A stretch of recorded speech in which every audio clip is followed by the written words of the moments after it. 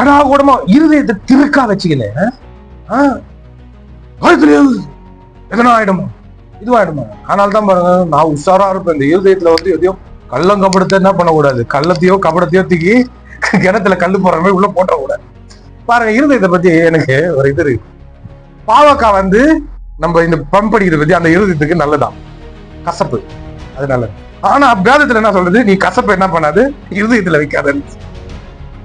ஆவிக்குரிய விதத்துல கசப்பு கெட்டது, மாம்ச பிரகாரமா பாவக்காய் கசப்பு நல்லது.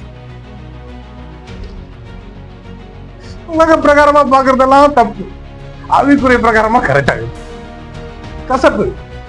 இந்த மாதிரி பிரகாரமா வச்சுன்னு ஒருத்தர் அன்னைக்கு வந்து இங்க உட்கார்ந்து இருந்தாரு. அவரை பாக்குற ஃபுல்லா பயத்துல பாக்குறாரு. பார்க்கும் போதே தெரிஞ்சு இதே மேலோட்டமான நிறைய பேர் தான் பாருங்க, ஜனங்களுக்கு வந்து உள்ள பார்க்க தெரிய மாட்டேது. ஏன்னா ஒருத்தருக்கு ஜன்னலை திறந்து காட்ட மாட்டான், நம்ம தான் ஓட்ட போட்டுப்பாங்க. இவங்க மேலோட்டமா போய் பார்த்துட்டு இந்த மாதிரி போய் பார்த்து சாவுறது பார்த்தது அப்புறமா தான் அவங்க குடும்பத்துல போய் அவனை இனிமேல் இவன் படத்தையே பார்க்க கூடாதுடா இத வேற ஒருத்தர் சொல்ற போனார்னா அவர் உயிருக்கு உத்தரவாதம். இதெல்லாம் தேவையா? இசட்டு பாதுகாப்பு, அந்த பாதுகாப்பு மேலோட்டமா பாக்குறது. மாடத்துல அவன் வந்து ஒரு காரியம் சரியா வரலன்னா கூட திரும்ப திரும்ப எடுத்து சரி பண்ணி உங்ககிட்ட உன் கண்ணில் காட்டிடுறான். நீ என்ன பண்ற, அந்த சரி பண்ணதை தான் போய் பாக்குறேன், கண்ணு வெள்ளு பாய போதுன்னு பார்த்து அதை பார்த்துட்டு போயிட்டு எனக்கு எனக்கு எங்க வீட்டுக்காரோட எனக்கு விஜய் ரொம்ப பிடிக்கும் அப்படின்ட்டு போய் சுத்தி போச்சு. அதுல வேற ஒரு சிரிப்பு, அதை பார்த்தா ஸ்ட்ரெச்சர்ல பாரு 10 கிலோமீட்டர் 10 கிடையாது.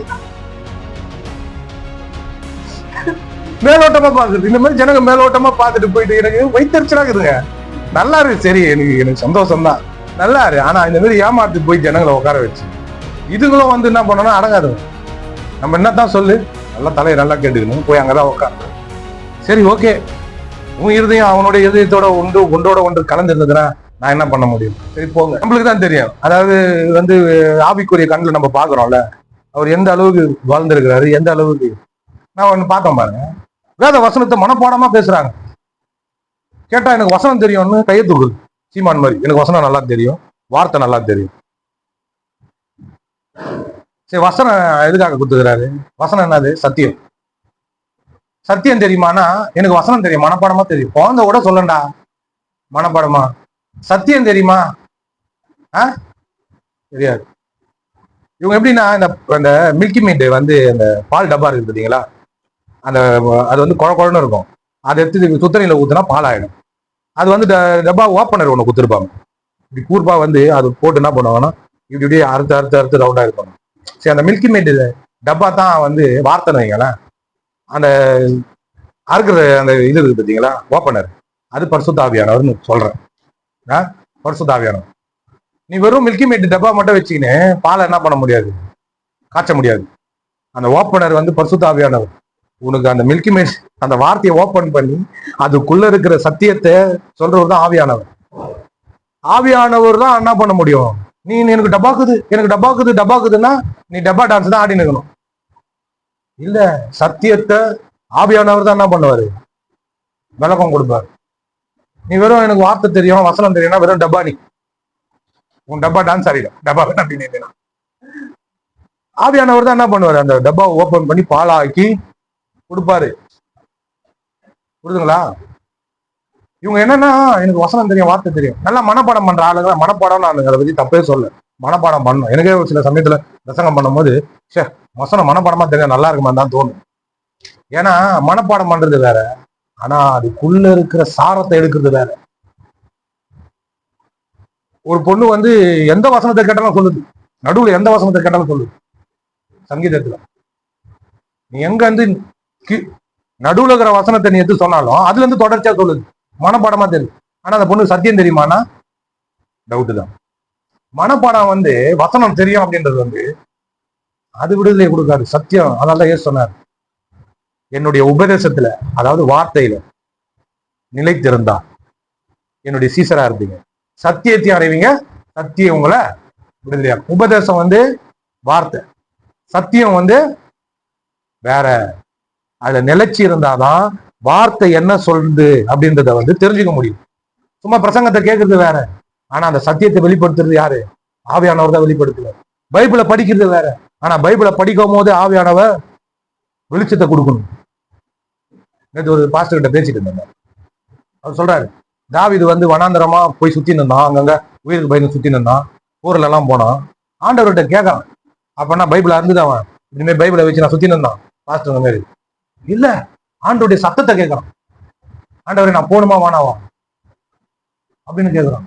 ஆண்டவர் நான் எப்படி போகணும் அப்படின்னு கேட்கறான். ஆண்டவர் வழியை சொல்ற, அந்த முசுக்கட்டை செடி இருக்கும், அது உள்ள போ, அந்த முசுக்கட்டை செடி வந்து ஆடும், அந்த சத்தத்தை கேட்ப, அப்போ ஓடு அப்படின்ற. இதெல்லாம் எங்க இருந்து கேட்டான்? நம்மளுக்கு என்னத்தான் பைபிளை படிச்சாலும் ஆண்டவர் சத்தத்தை கேட்கறது தெரியல. அவன் பைபிளை வச்சுன்னு இருந்தான், ஆனா அவன் பைபிள் எல்லாமே சுத்தின்னு இருந்தவங்க. எழுதி வச்ச பைபிள் நம்ம கிட்ட இருக்குது. நம்ம என்ன பண்ணோம்?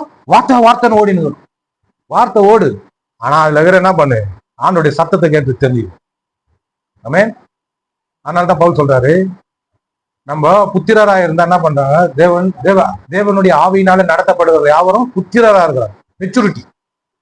குழந்தைங்களுக்கு நம்ம தான் ஓபன் பண்ணி டப்பாவா கொடுத்துருக்கணும். அது கொஞ்சம் வளர்ந்த பேரு அதுவா என்ன பண்ணும்? எழுந்து சாப்பிடும். அந்த மாதிரி ஆவியானவருடைய சத்தத்தை கேட்கணும்.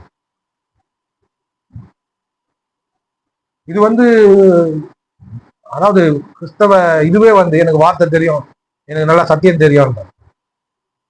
சத்தத்தை கேட்டியா? வார்த்தை, சத்தியம், சத்தம் அப்படி வந்துடணும்.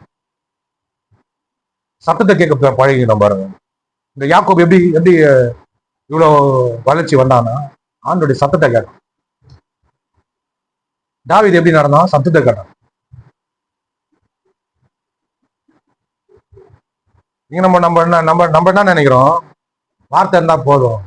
இல்ல, ஏன் சொல்றாரு, என் உபதேசத்துல நிலைத்திருந்தால், அதுவும் சத்தியத்தை அறிவீங்க, சத்தியம் உங்களை விடுதலையாகும். வெறும் இந்த வசனத்தை மட்டும் எடுத்துக்கிறது, சத்தியத்தை அறிவீங்க, சத்தியம் உங்களை விடுதலையாகும். உபதேசத்துல மேலகிற வசனங்கள், என் உபதேசத்துல நிலைத்திருந்தா, அது வந்து பயங்கரமான ப்ராசஸ். நான் 4 வருஷம், இவர் வந்து 14 வருஷம், நான் 4 வருஷம் பைபிள் காலேஜ்ல என்ன பண்ணேன்? உபதேசத்துல நிலைத்திருந்தேன். அது ஒரு ப்ராசஸ்.